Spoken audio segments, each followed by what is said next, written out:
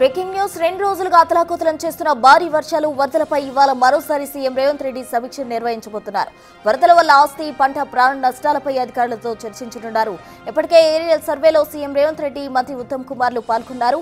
వరద ప్రభావిత జిల్లాల్లో మంత్రులు పర్యటిస్తూనే ఉన్నారు.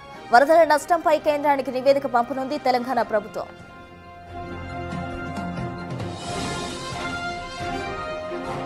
నిన్న వరద ప్రభావిత ప్రాంతాలైన కామారెడ్డి, మెదక్ జిల్లాలో ఏరియల్ సర్వే నిర్వహించారు సీఎం రేవంత్. మెదక్ ఎస్పీ కార్యాలయంలో అన్ని శాఖల ఉన్నతాధికారులతో సమీక్ష సమావేశం నిర్వహించారు. రోడ్లు తెగిన చోట యుద్ధ ప్రాతిపదికన మరమ్మతులు చేసి రవాణా సౌకర్యం కల్పించాలన్నారు. పంట నష్టాన్ని అంచనా వేసి వెంటనే అధికారులకు ఇవ్వాలని సీఎం రేవంత్ రెడ్డి ఆదేశించారు.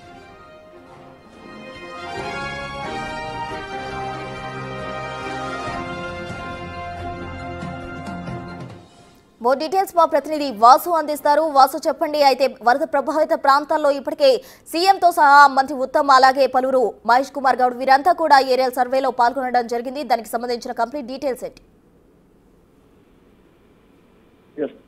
పలు జిల్లాలకు సంబంధించి కూడా భారీ వర్షాలు నమోదవుతున్న నేపథ్యంలో కూడా ఇటు పక్క ములుగులో ఇంకా వరద పరిస్థితి అలానే కొనసాగుతుంది. ఇక కామారెడ్డిలో కూడా పూర్తిగా నీటి సంబంధించి అక్కడ రెస్క్యూ ఆపరేషన్ కొనసాగుతున్న పరిస్థితి. ఇక నిజామాబాద్, మెదక్ సంబంధించినటువంటి జిల్లాలో కూడా సహాయక చర్యలు కొనసాగుతుంది. ఈ నేపథ్యంలో ముఖ్యమంత్రి మరొకసారి అంటే ఇప్పటి వల్ల వరదల వల్ల జరిగినటువంటి ఆస్తి నష్టం కావచ్చు, పంట నష్టం కావచ్చు, ప్రాణ నష్టానికి సంబంధించి మరోసారి సమీక్ష నిర్వహించబోతున్నారు. ఇప్పటికే ఏరియల్ సర్వేలో ముఖ్యమంత్రి నిన్న ఆయా ప్రాంతాలను పర్యటించారు. ఈ నేపథ్యంలో కామారెడ్డిలో కూడా అధికారులతో ఆయన మెదక్ టౌన్ లో సంబంధించినటువంటి ఎస్పీ కార్యాలయంలో కూడా రివ్యూ నిర్వహించారు. అంటే ఎలాంటి ఇబ్బందులు ప్రజలు ఎదుర్కొంటున్నారు, అంటే ఇప్పటికిప్పుడు అత్యవసరంగా చేయాల్సినటువంటి సహాయక చర్యలు ఏంటి అన్న దానిపైన కూడా అధికారులతో కూడా ఇప్పటికే ఆయన సంప్రదింపులు జరిపారు. ఇక ప్రధానంగా ఈ నష్టానికి సంబంధించి ఆయా జిల్లాల నుంచి అంటే విద్యుత్ శాఖ కావచ్చు, పంచాయతీరాజ్ తో పాటు R&Bకి సంబంధించినటువంటి శాఖల నుంచి కూడా వ్యవసాయ శాఖకు సంబంధించినటువంటి రైతుల పంట నష్టం పైన కూడా ముఖ్యమంత్రి అందరి అధికారులకు సంబంధించి కూడా ఆదేశాలు జారీ చేశారు. ఇప్పటికే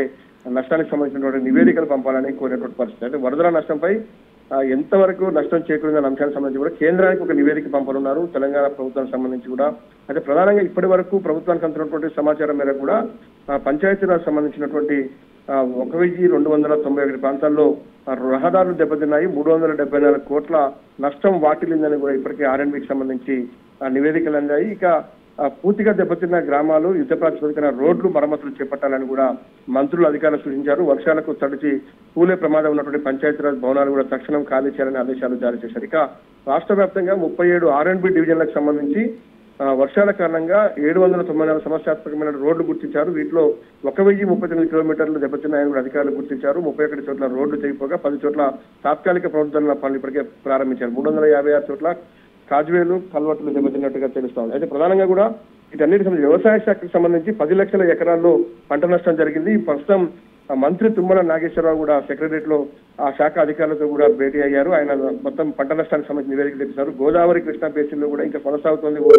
గోదావరికి సంబంధించి కూడా ఇప్పటికే పెద్ద ఎత్తున కూడా వరద. మరోపక్క జిల్లాలకు సంబంధించి ప్రాంతాల్లో కూడా ఇంకా వర్షం పడుతున్నటువంటి నేపథ్యం ములుగు ప్రాంతాల్లో కాబట్టి అది తక్షణమే అధికారులంతా కూడా అక్కడే ఉండాలని కూడా ఇప్పటికే అధికారులు ఆదేశాలు జారీ చేశారు. తాత్కాలిక పునరుద్ధరణ పనులకు సంబంధించి ఏదైతే పనులు చేపడుతున్నారో ముఖ్యమంత్రి కూడా మరి కాసేపట్లో ఈ పూర్తి స్థాయిలో కూడా పంట నష్టానికి, ప్రాణ నష్టానికి, ఆస్తి నష్టానికి సంబంధించి నివేదిక వచ్చిన తర్వాత కూడా కేంద్రానికి పంపే అవకాశాలు కనిపిస్తా ఉన్నాయి.